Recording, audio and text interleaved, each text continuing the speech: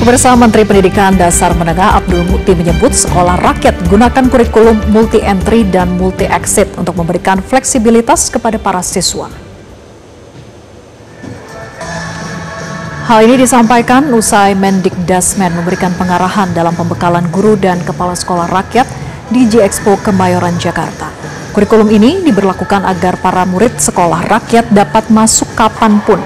Secara singkat, kurikulum sekolah rakyat ini sama seperti kurikulum sekolah formal biasa, namun dibagi dalam bentuk modul, sehingga para siswanya dapat menyelesaikan modul ini dalam waktu yang berbeda-beda.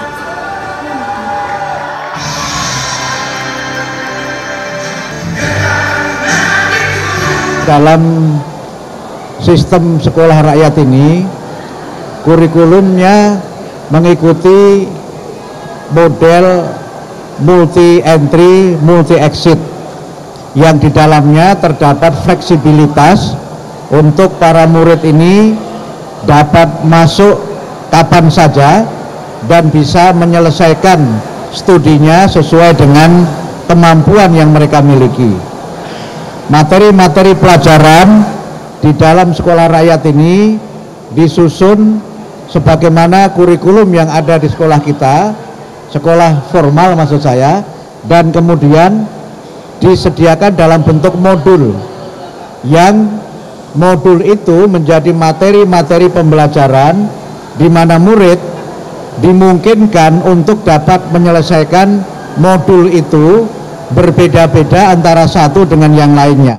Sementara itu, Wakil Menteri Keuangan Suhasil Nazara mengatakan penambahan anggaran guru dan dosen sebesar 96 triliun rupiah menjadi 274,7 triliun rupiah, meliputi pendidikan guru dan kelengkapan peningkatan kualitas guru di tanah air, yakni diantaranya tunjangan profesi guru atau TPG non-PNS sebesar 19,2 triliun dan tunjangan profesi dosen atau TPD non-PNS sebesar 3,2 triliun rupiah.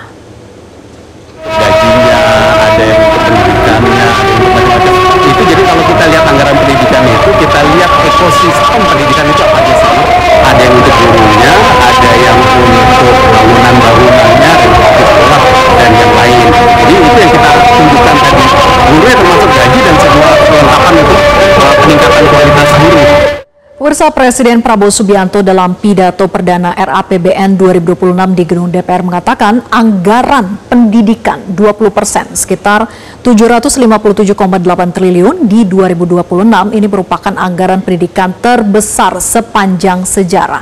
Lalu berapa sih sebetulnya anggaran pendidikan dalam 5 tahun terakhir?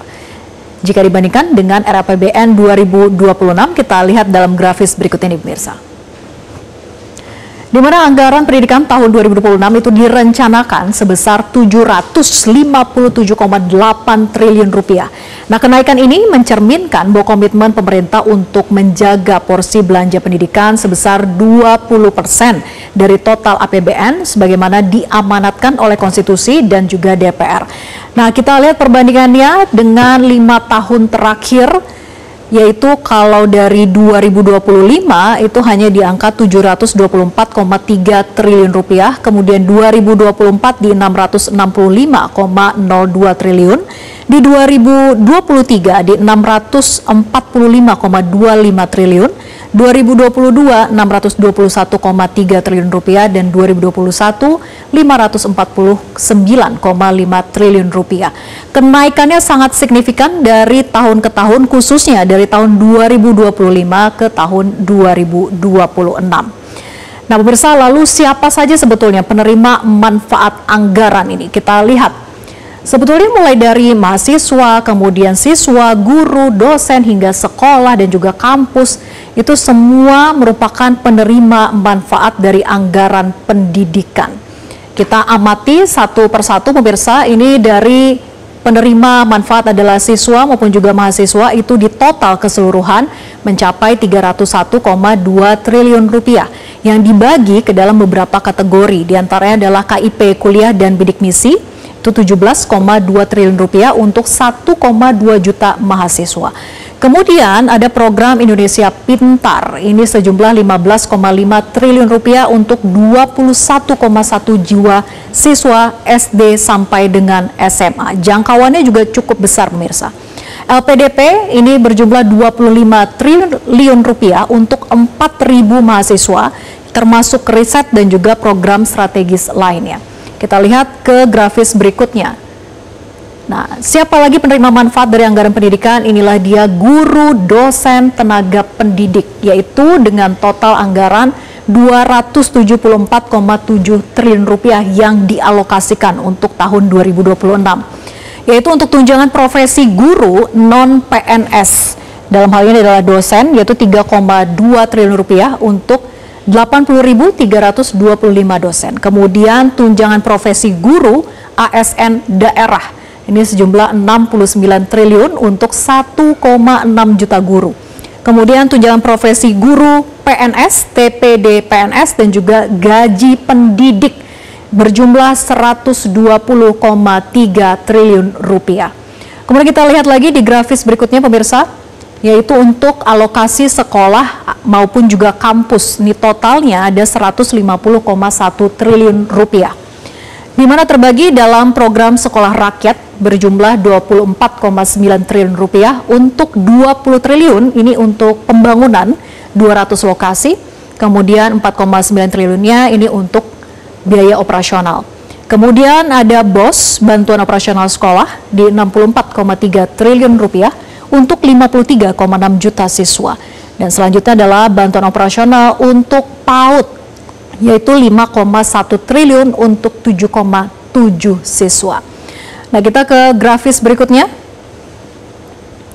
yaitu untuk alokasi sekolah dan kampus. Ini masih yang sama pemirsa, tapi ini untuk alokasinya ke program renovasi sekolah maupun juga madrasah, itu di angka 22,5 triliun untuk 850 madrasah dan juga 11.686 sekolah.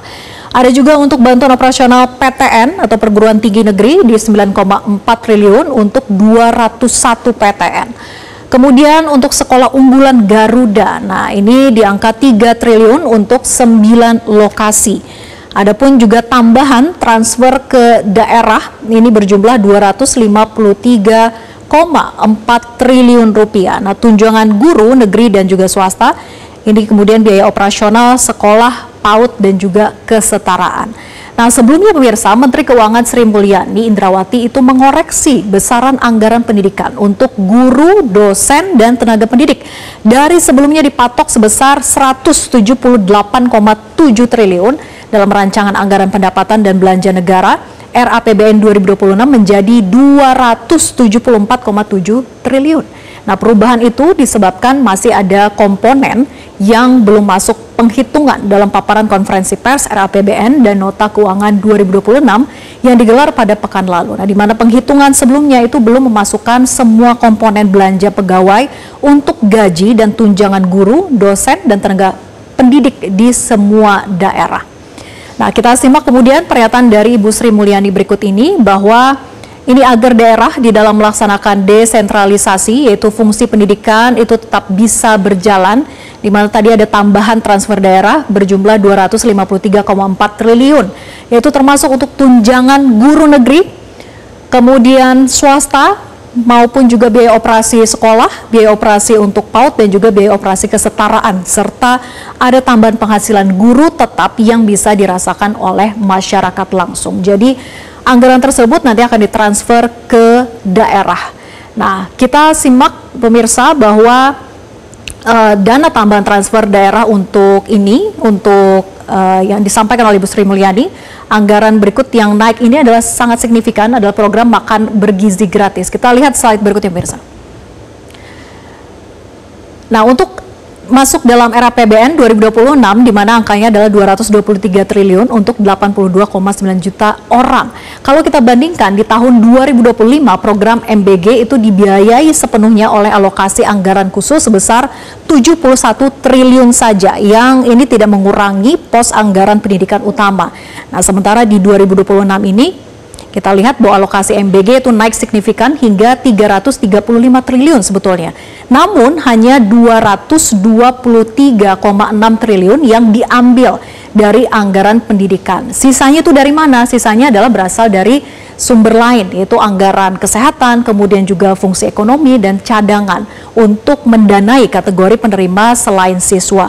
Misalnya seperti ibu hamil, kemudian juga balita, dan untuk mengantisipasi manajemen serta cadangan operasional. Artinya anggaran program MBG ini sebesar 335 triliun untuk RAPBN 2026. Itu lebih besar sekitar 5 kali lipat pemirsa dari anggaran 2025 ini yang hanya sebesar 71 triliun rupiah. Menteri Keuangan mengakui bahwa eksekusi anggaran tersebut ini menjadi tantangan pemerintah. Nah, kenaikan anggaran pendidikan terbesar dalam sejarah ini pemirsa diharapkan tidak sekedar berhenti di angka. Soal angka boleh terbesar dalam sejarah, tapi yang paling ditunggu adalah bagaimana bukti nyata. Kita harapkan bahwa tambahan ratusan triliun ini bisa menghadirkan pendidikan yang lebih berkualitas, guru yang lebih sejahtera, dan generasi Indonesia yang benar-benar siap bersaing di masa depan.